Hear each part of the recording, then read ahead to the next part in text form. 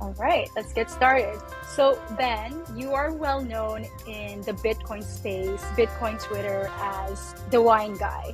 You're that guy who makes his own natural wine and who accepts Bitcoin as a payment. Now, if I take away wine and Bitcoin from you, who is Ben Justman? Well, the two things I have sunk myself into the most absolutely are gone. So it kind of leads me to just general curiosity. I always love getting in deeper conversations and kind of learn to really get to the point of an issue. Not someone who's really interested in the fluff. I like to get past all of that and drive to the core of the issue and build out of things whenever I'm thinking. I like to spend a lot of time in nature and ski, mountain bike. I love team sports. I love pickup basketball and soccer. And that's funny. I haven't thought about that in a long time. I've kind of been sucked into the Bitcoin and wine world. Wow. Well, so, like Bitcoin, wine, like those two things are, for some people, they're not necessarily like the safe investments, right? Bitcoin is like that volatile magic internet money, and then natural wines, like you have to depend on like climate and other factors. So why would you choose these two things that don't necessarily have any guarantees, at least for like an average, person, Yeah, sure. like ordinary Um, person? Mm-hmm. well, I think the ordinary person is going to look at starting any business as risky, and that's just the truth of the matter. And the way I looked at starting business was I felt like I had that inside me. I needed to scratch that itch, and the risky thing was waking up in 10, 15 years knowing that I didn't do that. So it was less risky for me to try because I knew that I needed to and I would learn from it. And worst case, I would be back where I was at, which was, a little bit older, more experienced, but financially, I didn't really have much to my name before starting a winery. And the setup for why wine was just, I grew up on a farm in Western Colorado, and my dad got convinced to plant some grapevines, and he made wine from it because he was the kind of guy who he always built the house that I grew up in, and he wanted to grow all his own food, so he made wine, and somehow that wine was really good, even though my dad had no sense of taste or smell. So I was in this situation where I had I say no sense of taste and smell, a little bit tongue in cheek, but for a winemaker, he has no taste of smell, taste or sense of smell. Anyways, it was all set up for me to get started, as in I had grapes that had proven, they were 15 years old at the time, proven quality products, and the idea was my dad could teach me how to start, and I would go from there with the basic setup of starting a winery and would scale up. I learned pretty quickly that my dad didn't know what he was doing at all, so that both gave me hope in the sense that he was making a good product and had no idea what he was doing. I could figure it out and do better, but also all the weight of figuring it out after investing my life savings at the time was on me. So I kind of just flew into winemaking blind and had very good product to start, won awards on my first vintage, and have grown from there, just improving little bits every year because you only produce once a year. So there's a lot of pressure on that, but also it's okay to kind of move slowly and not adjust and just let things take their time and learn over time. Throughout that process, I moved back home, and I moved in with a friend of mine from high school who was really smart, I thought. I still think, and he was a Bitcoiner. So in my curiosity for searching for truth, I was already really into personal finance and geopolitics, and thus figured out Bitcoin. And where I got into Bitcoin was thinking about everything else is extremely risky. And I kind of thought he was just betting on the system failing and just hedging his bets, and all his bets were gold, silver, Bitcoin. And all those I thought as the system failing. And then the more I got into it, the more I realized that the system is going to fail. It's already failing. Fiat money can only go to zero. It goes one direction. And Bitcoin is the solution. It's the opt out of inflation. And so while it's volatile, I found it to be the most sure thing I could put my money into. And then found the Bitcoin community along the way, and have kind of grown wine and my understanding of Bitcoin within the Bitcoin community as a cohesive thing. Well, wine came first, then Bitcoin, and now you're integrating those two worlds. That's like freaking cool. And that's why I was like, okay, I have to have Ben on this podcast because like what you're doing is pretty unconventional, right? And the name of this podcast is Original and Unconventional, and I feel like you embody those two things. You're pretty original and pretty unconventional. Now, like, what are the challenges have you come across or have had since you started your own winery and since you got into Bitcoin? Well, like I said, with starting the winery, I was starting at zero knowledge and just kind of had to learn along the way. So I've made tons of mistakes in making wine. I've had, a couple barrels go bad over the years and learned from that the hard way. And I mean, that's really the only way I learn. I've kind of learned from the perspective of like, I always wanted to build a business that I actually wanted to do. And I since this is family land, family vineyard, like there's no exit plan for this. So I have to build for the long term. And I've kind of had, I've learned like, okay, no, I don't want to run this massive winery. I kind of want to run this small thing and focus on a core customer group that serves me in the same way I serve them. And so producing wine for Bitcoiners really has become a mission for me because it really is it's a win-win to feel like you're serving a community specifically and have that community specifically value you a ton. So I started out thinking I would want to do a local winery. There's 10 other wineries in my town. I'm in the highest elevation wine region in North America. And they all produce wine and sell it locally to a lot of tourists that come in. And that was the business model that was there for me. But in just learning about Bitcoin and putting myself out there, what I learned was that Bitcoiners are starving for people to speak to them, people to sell things for Bitcoin, and people to make high quality products again. And those all just really fit into what I was trying to do. I was trying to make wine for a community, produce a high quality product, meet Bitcoiners, and stack as much Bitcoin as possible. There's been hard times in that. I think a lot of people, when they ask me about the winery from the Bitcoin side, they assume that I got into Bitcoin early, got rich, and bought a winery, which is very far from the case. And in the wine side, they assume I'm able to afford to do this because of Bitcoin as well, I guess. When it's honestly the total opposite is the way Bitcoin has helped me is in helping me find the community that I want to be serving. And the price is, I guess until recently, been a net negative overall for me because when I first got into Bitcoin, I got in at the top of the 2021 cycle and rode it all the way down 80%. So all my capital to expand the winery was tied up in that at a negative, and I've been in Bitcoin for 5 years, and I've been below my cost basis for 3 out of those 5 about. So kind of Bitcoin as the community has really been my calling card because the Bitcoin, the asset, has only recently begun to actually serve me in a positive light outside of the technology, the transaction ease, and knowing that I'm building for the future with that. Yeah. So outside of like the Bitcoin community, right? When you go through these kind of challenges with the winery and even the price of Bitcoin, what else keeps you going? Because, it's so easy to just kind of like give up, right? And feel like, oh my God, like this is not going to work out, especially when you're, when let's say a couple or a few barrels of wine turn out to be not good, like what else keeps you going? Where do you get your faith, your motivation, your discipline? Yeah, my mom really instilled in me a positive outlook, and it's really hard for me to get, like I get down, I get sad, but it's really just ingrained in my mentality to see the bright side. And in that, there's a lot of sunk cost fallacy in wine where like, let's say I mess up an entire vintage. Well, I still have another vintage that's being produced. I already paid for the next vintage. So I have years of runway. I could, like, that's a bad, like, not the worst case, but basically the worst case scenario is the winery still operates. I just lost a bunch of money in that scenario and I can keep going. So there's a lot of time arbitrage in wine that kind of allows for you to skip over bad parts once you're established. And before I sold a bottle, I had invested in 3 years of wine production because I had to wait for it to age. I've kind of been in this from a like, well, I've committed to this and I got to keep going kind of place. And if I ever see an exit, I always have like 3 or 4 years of wine production back in the cellar before I actually exit if I were to quit because I'm not selling the business.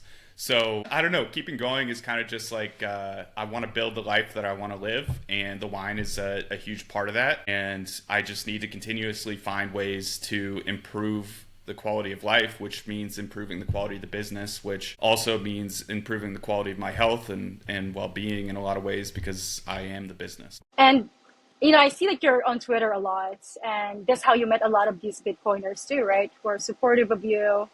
And you have quite a big following there as well. So other than, being on Bitcoin Twitter, what else do you do to promote your business, to sell your wines and get all these customers that you have now? Right. So I started out doing farmers markets. This was before I was really involved in Bitcoin. And that was kind of the just initial, like, hey, I need firsthand experience with people tasting this wine. Like, I need to know if I just invested all my money on something that is not going to work out. And so I needed that people to taste it, and they tasted it, they liked it, I could improve every year.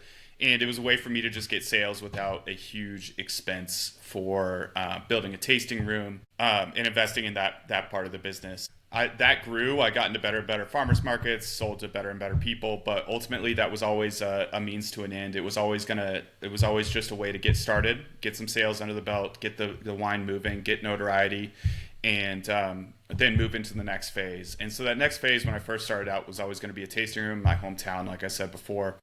Over time, I realized that I was getting burned out dealing with customers, and the business I wanted to run was not something that was as conducive to operating a tasting room. I worked in some restaurants over that time because farmers markets are in the summer, and I funded myself in the winter by moving to ski towns, working in high-end restaurants. And I realized that like specifically the service industry was not something I really wanted to be involved in. So having a tasting room really wasn't what I wanted. But over that time, Bitcoiners really just started becoming my number one customers. They were my best customers to start, and then they became an overwhelming percentage of my sales. And anytime I've stepped out of the Bitcoin comfort zone, I haven't really, both energetically, I haven't gotten what I wanted, and sales-wise, I haven't got what I wanted. I'm so established in the Bitcoin community at this point that when Bitcoiners think of wine, they think of me. And so in thinking about where I want this business, I don't want to run a huge operation. Bitcoiners will continue to grow in purchasing power and in numbers, and I already have enough that I can run a business, fund my life by just focusing on Bitcoiners.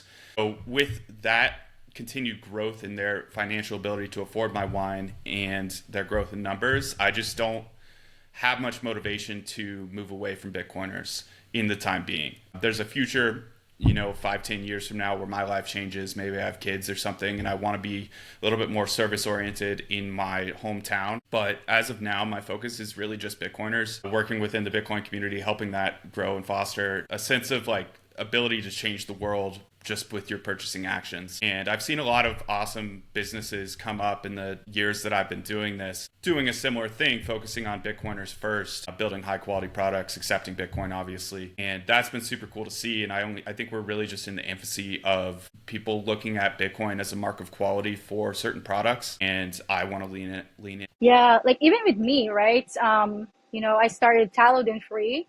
And I actually started because of Bitcoin Twitter. I was just there. Remember when I had like this pseudonym account with a big following? I was like, okay, guys, what should I use as a skincare moisturizer, 100% natural? And they were like tallow balm. And I'm like, okay, I didn't even know what that was. But I discovered tallow for skincare because of Bitcoiners. So when I launched Tallow and Free, my first customers were Bitcoiners. So one thing I love about the Bitcoin community is how like the people I've met there are just super supportive in general. My first customers, again, are Bitcoiners. You were one of my customers. You ordered from me as well. And I even ordered a couple of bottles from you when I was in the US. And I must say, your wines are like really like some of the best I've ever tried. I didn't get like a stomach ache I would normally get when I drink white wine. So now I'm very careful when it comes to wine. And I try to go with natural wines now. And the first natural wine I've ever tried was your natural wine. I'm glad you enjoyed it. Thank you. I did, and my mom did too. So we're like, wow, like, you're awesome, Ben. Like, keep it up. Thank you. Yeah, but on the Bitcoiners comment, it's like I felt that from the beginning. It was just I didn't have much of a platform. I didn't have much time in the Bitcoin community for people to know about it. So that really scaled as far as like Bitcoiners. Really, what I've noticed is there's a lot of talk about buying local and voting with your money. And for a lot of people, that's just talk. And, you maybe buy something locally a little bit, but you still shop on Amazon. And I do too. That's fine. But there's certain ways that you can really use your money to create the world that you want to see. And I think that's really inherent in Bitcoiners, who are obviously gathered around fix the money, fix the world as like a core ideology. And so they take that to the next level because it's so ingrained to them that if you support businesses that support the world you want to live in, the world you want to live in just gets created that way. Entrepreneurs create the change.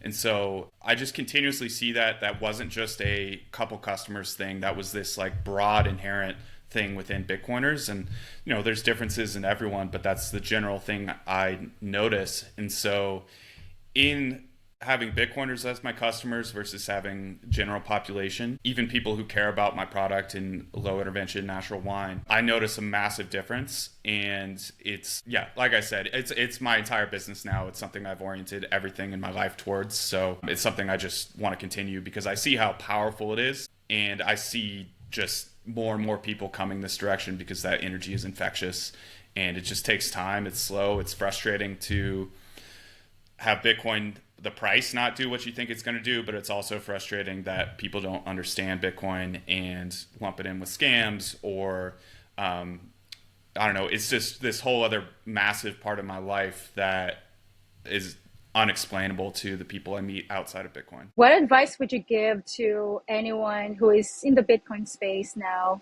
and they want to like start maybe their own business and get Bitcoiners as customers? Yeah, authenticity is probably the number one thing, and lead with authenticity, who you are, what you stand for, and also in quality. You're not going to get the highest quality money unless you have high quality goods. You can't really expect someone. I don't ever expect someone to spend Bitcoin. People do, and obviously love it. That's the only way I bought Bitcoin for the last since 2022. But I think Bitcoiners crave authenticity and real connection and real feeling like they are, when they spend their money, they're actually driving a force for change. And I find people are much less likely to spend Bitcoin at, let's say, like if Amazon started accepting Bitcoin. Unless you're living on a Bitcoin standard, you're less likely to do so. In the future, obviously, everyone will accept Bitcoin, but in the short term, I find people want to spend Bitcoin when it actually makes a difference. Being being a Bitcoiner just on its own gets you a leg up. And Bitcoiners are extremely sensitive to scams. That's the authenticity piece. Is you deal with so many altcoin scams or just people being fake to try and steal money in the crypto world that you just inherently get used to seeing that and get really good at seeing through things. So if you want to be authentic and have your quality buttoned up and educate, and that's the biggest thing. That and just kind of be there, be one of the community. Something I see when I talk to other wineries that are doing a different thing than me, they're brick and mortar or doing a lot larger scale distribution. And they're asking me like, how are you surviving just basically selling wine off of Twitter and Nostr? And the thing I preach to them is stand for something. Like, otherwise you're just a wine on the shelf. But I stand for Bitcoin and a lot of other things as far as who I am, a family farm and high quality products and not feeling bad after you drink. But I say stand for something to these people and they're like, oh, I don't know, that'll push people away. I just find that that's really around in the world right now, is the fear of pushing anyone away. And I've always subscribed to the idea that if you try and get everyone to like you, no one's going to like you. So you might as well dive in and be yourself. And, some people are going to be better than others. Some people are more likable than others. And you can be discerning on the things you actually like put out that you stand for. But ultimately, standing for something is going to get you a lot farther than standing for nothing, obviously. But I think you're going to gain a lot more than you push away. I agree with you, Ben. I mean, I just ran for office last federal election here in Canada. And that's why I had to delete my Bitcoin Twitter account. Because there's like a lot of things that I said there that, I didn't want mainstream media here to nitpick and turn into something it isn't. But what has it costed you? Like, in terms of like relationships, maybe with friends or families, standing up for something like Bitcoin, because for ordinary people, or normies as we call them, Bitcoin is political. Bitcoin is kind of extreme, and even for a lot of people in the crypto Bitcoin communities, like that realm, coiners, especially Bitcoin maxis, tend to be seen as extreme, or as like everybody have their own stereotypes and perspective about how the Bitcoin community is like. So what has that costed you, if it costed you anything, standing up for Bitcoin, or for these ideologies, or your beliefs and views regarding that? Yeah, it's a little hard to completely say because I did move 5 hours away from pretty much all my friends when I started the winery, and I found Bitcoin at the same time. So there's a lot of overlap there, as there is in my life. But I grew up in I don't want to get deep into politics here, but I grew up in a very liberal family. I went to a very liberal college. I had a bunch of very liberal friends, and I always was that way because I was surrounded by it. But in learning about Bitcoin, I kind of learned to dive down in a lot of my core beliefs, and figured out that a lot of the ways that those were expressing were wrong, or my thought process in how to fix core problems were wrong.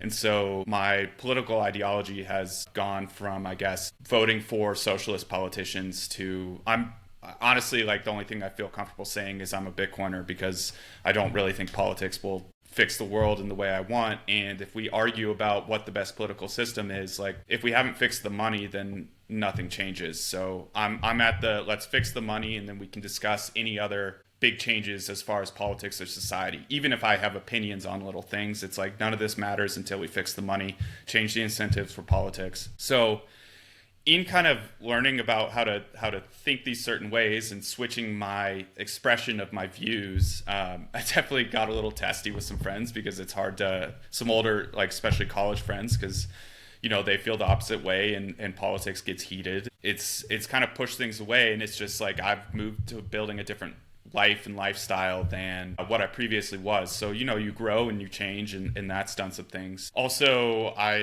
like I said, I bought a lot of Bitcoin in the 2021 top, is when I was first figuring it out, and obviously told all my friends to buy. A few of them did, nothing too crazy, but ultimately what they saw with an 80% drawdown was that Ben was wrong. And I felt like a pariah socially for wearing Bitcoin on my sleeve for the last 5 years. Never really stopped at the bear market, definitely was a little bit quieter about it, but I think the last few years it's turned from like, oh, Ben might be a little right, or he wasn't totally wrong, to, but I don't think we've gotten to the point of like, oh crap, Ben was right. Ben was right about Bitcoin. We just have, it's all price action to these people. That's what they say. That's what they see. They haven't seen like the underbellings of why I'm into it beyond price action. So some of it's been like a shift in mindset for me, a shift in expression of my values, and also moving far away. And realistically, like, I've shifted towards, like, when I go to Denver, where I used to live, I don't really hang out with the friends that I made from college. I hang out with the Bitcoiner friends I made, because they're building the lifestyle that I most want to be near. And I really subscribe to the 5 people you're closest to really shape who you are. So I'm pretty diligent about that.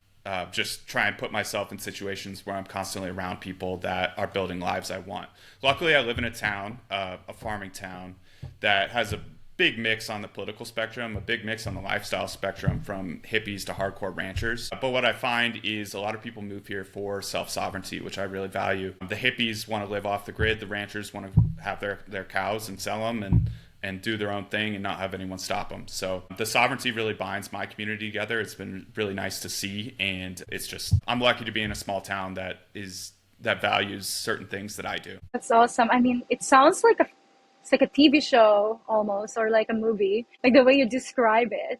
Because I live in Montreal, live in a city here, and it's very different. Values here are very different from like the values that you've just described, right? And I'm lucky that there's a lot of Bitcoiners here. I became friends with a few Bitcoiners here in Montreal, and even Bitcoin Twitter. So yeah, I think it's good to find your people. And even if they're not necessarily Bitcoiners, just like people who have the same values as you, I think that's very important, especially in the time we're living in now, right? And I definitely learned that during the pandemic. That's actually when I got into Bitcoin. and the Same. Bitcoin community, Bitcoin Twitter. It was during the pandemic, and it was like, whoa, all these people exist and they have these values, and it was like so surreal. Like now that I look back and I think about it, it's like, did that really happen? And it's like the people like that I felt like truly supported me and did not judge me, did not want me to die because of my views were Bitcoiners. And I remember I would go all the way to like, Texas or like Miami to attend these Bitcoin conference to meet my Bitcoin Twitter friends. And having like the kind of support system and people who have the same values as you in your life is very important, especially when you're getting older, right? You want to have like your, that circle of like 5 people that you trust. And you never know what can happen. You never know if we're going to have another pandemic or who knows, right? So you want to make sure that you have resourceful people in your life too. Now, what advice would you give to anyone who's listening to this podcast right now, this podcast episode, who is curious about Bitcoin, but they're not like 100% in, or maybe they don't even own any fraction of Bitcoin, but they're curious because they're like, oh, like this is an interesting episode. Yeah, I would say don't learn about Bitcoin, learn about the fiat system and start learning about where it fails or what the incentives are within it. And you start to see like, okay, so the only place where things can go is for the dollar to continue devaluing. And then you can look into, once you get that framework as like the dollar is going to continue devaluing, what's the proper measure for inflation? Which there's not an exact one, but probably the best proxy out there with good data is M2. So money supply of a specific type. And when you get that framework for what is the proper measure for inflation of money printing, then you can look at your other investments and see that the stock market is down since 1929 based off of money supply. Then you're like, okay, it's cool. On average, at a slightly negative, but maybe on a shorter time scale, it's basically if you buy the S&P 500, you're keeping up with inflation. And that's what we're all incentivized to do. That's everyone's savings accounts essentially is the S&P 500 or, a slight different basket. But if you're doing a slight different basket, you learn a lot of people can't really beat the market. So use S&P 500 as your baseline. You realize it's not really going up, even though the numbers are. And you start to look at things that actually do outperform money printing. And Bitcoin seems to be the best expression of that. So if you come at it from purely just trying to understand money, what is money, you learn the fiat system incentives, and you learn how the fixes of investing, taking risk, don't really solve those incentives. And so in my perspective, I've learned that you can't really fix the current system. You just kind of have to opt out. And in opting out to Bitcoin, you get long-term upside, short-term volatility, and you pay for that long-term upside by just dealing with the short-term volatility. So you take it from whatever rabbit hole you're interested in. I mean, luckily now there's books. Like recently it was like, oh, this person's a hardcore Catholic. There's a book specifically about Bitcoin for hardcore Catholics. You dive into whatever belief system you have or whatever interest you have, and there's probably a book or a framework to think about Bitcoin from that perspective. And yeah, you can dive down whatever rabbit hole you want within. I went down the monetary rabbit hole, like I said, but whatever you're interested in, there's probably a link to Bitcoin at this point, and you can find the right content from that. All right. And now, so, the podcast is called Original and Unconventional. You're already pretty unconventional, but okay, one last thing, like what would be like the most unconventional thoughts, beliefs, or ideas that you have that you'd like to share with our audience today? Yeah, I mean, a lot of the things I guess that are unconventional that I think of are more just like they're not unconventional in the world, the people I spend time with or the way I think is just I'm centered in them. But one of the things that I go back to constantly that I don't know if this is unconventional, but what you want to build for is the long term, and the short term is always, well, maybe let me say this.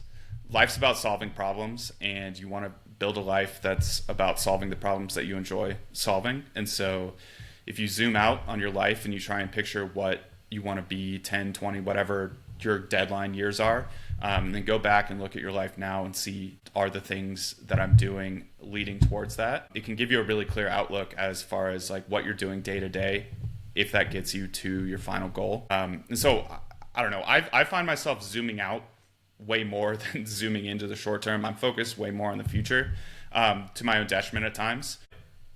in doing what I'm doing, I think I am limiting myself in the short term. I'm not in, my income isn't what it could be in the short term, but I'm building the life that I want on my own terms, and find that to be the most valuable things. Yeah, basically just look to the future and see what you want, and then dive back into your present and take that scope, I guess. That's pretty good advice. That's pretty cool. I kind of do that, and I think that's the way to go, right? Yeah, well, Ben, thank you so much. Thank you for making time again to join this podcast, share your ideas, your views, business tips, and yeah, and keep it up. Like we need people like you on Bitcoin Twitter, Bitcoin community. So yeah, and by the way, I'm gonna be in Denver in January. Maybe I'll order some Peony Lane Well, wines. if you're in Denver, go to the space. It's a Bitcoin event space, co-working space, and they have stuff all the time for Bitcoin, and my wine is there in a wine fridge for sale. Awesome. So I'll definitely buy your wine there. I'm definitely hanging out there too. Denver space. Okay, I'll look it up. All right. Thanks for having Ben. me.